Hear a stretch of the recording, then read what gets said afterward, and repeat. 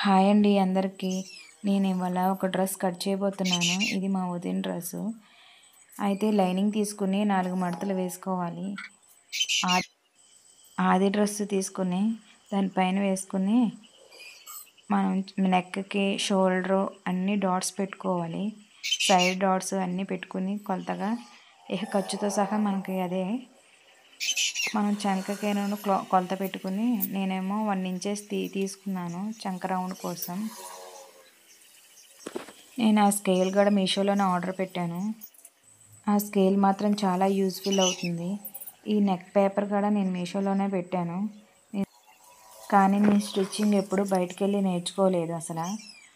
నా ఓన్గా నేను చేసేదాన్ని. అలాగే నేను నా డ్రెస్సులు బ్లౌజెస్ అన్నీ నేనే స్టిచ్ చేసుకుంటాను. ఇలాగే నేను 10 ఇయర్స్ నుంచి స్టిచ్ చేస్తున్నాను.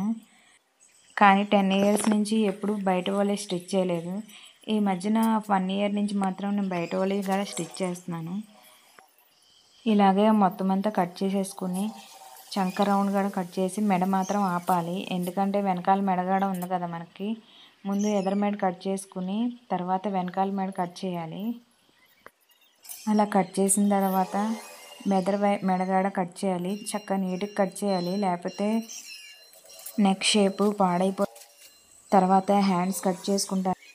డ్రెస్ కట్ చేసింది క్లాత్ ఉంటుంది కదా, ఆ క్లాత్ తీసుకుని ఇలా 4 మడతలు వేసుకుని కట్ చేసుకోవాలి. అది చక్కగా నీట్గా కట్ చేసుకోవాలి. అది కరువు స్కేల్ అనమాట. అది ఫ్లిప్కార్ట్లో ఆర్డర్ పెట్టాను. అది కూడా చాలా యూస్ఫుల్ అవుతుంది. డ్రెస్ మెటీరియల్ కాడ 4 మడతలు వేసుకుని ఇలాగా లైనింగ్ వేసి కట్ చేయాలి. చక్కగా నీట్గా కట్ చేయాలి. తర్వాత మనం హ్యాండ్స్కి కూడా తీసుకుని మళ్ళీ 4 మడతలు వేసుకుని ఇందాక లైనింగ్ పీస్ వేసుకుని పైన అలా కట్ చేసుకోవాలి. అది కట్ చేసుకున్న తర్వాత ఇవన్నీ పక్కన పెట్టేసుకున్నాం. చూడండి ఫైనల్ అవుట్పుట్ ఎలా ఉందో డ్రెస్.